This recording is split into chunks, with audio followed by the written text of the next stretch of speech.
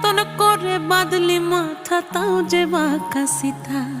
মেদিনীপুরে রায়না চিরন বাঁকুড়ার ওই ফিতা, আরে যতন করে বাঁধলি মাথা তাও যে বাঁকা সিথা।